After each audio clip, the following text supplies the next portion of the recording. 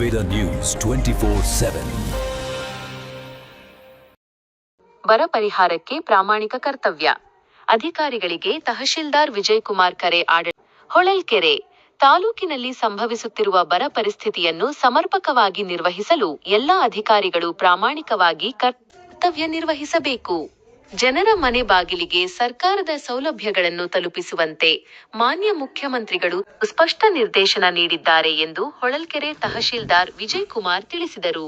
ಪಟ್ಟಣದ ವಾಲ್ಮೀಕಿ ಭವನದಲ್ಲಿ ತಾಲೂಕು ಮಟ್ಟದ ಅಧಿಕಾರಿಗಳು ಹಾಗೂ ಸರ್ಕಾರಿ ನೌಕರರಿಗಾಗಿ ಆಯೋಜಿಸಲಾಗಿದ್ದ ಮುಖ್ಯಮಂತ್ರಿಗಳ ವಿಡಿಯೋ ಕಾನ್ಫರೆನ್ಸ್ (ವಿಸಿ) ಸಭೆಯ ನೇತೃತ್ವ ವಹಿಸಿ ಅವರು ಮಾತನಾಡಿದರು. ಮುಖ್ಯಮಂತ್ರಿಗಳು, ಉಪಮುಖ್ಯಮಂತ್ರಿಗಳು ಹಾಗೂ ಸಚಿವರ ಸೂಚನೆಯಂತೆ ತಾಲೂಕಿನ ಪ್ರತಿಯೊಬ್ಬ ಅಧಿಕಾರಿಯೂ ದಕ್ಷತೆಯಿಂದ ಕೆಲಸ ಮಾಡಬೇಕು. ಬರ ನಿರ್ವಹಣೆಯನ್ನು ಚುರುಕುಗೊಳಿಸಿ ರೈತರಿಗೆ ಸಿಗಬೇಕಾದ ಸೌಲಭ್ಯಗಳನ್ನು ತಕ್ಷಣವೇ ತಲುಪಿಸಬೇಕು. ಎಸ್ಐಆರ್, ಸಾರ್ಗೆ ಸಂಬಂಧಿಸಿದ ಸಮಸ್ಯೆಗಳನ್ನು ಶೀಘ್ರ ಪರಿಹರಿಸಿ ಸಾರ್ವಜನಿಕರ ಕಷ್ಟಗಳಿಗೆ ಸ್ಪಂದಿಸುವ ಮೂಲಕ ಉತ್ತಮ ಆಡಳಿತ ನೀಡಬೇಕು ಎಂದು ಸಿಎಂ ಕರೆ ನೀಡಿದ್ದಾರೆ ಎಂದು ತಹಶೀಲ್ದಾರ್ ಸಭೆಗೆ ವಿವರಿಸಿದರು.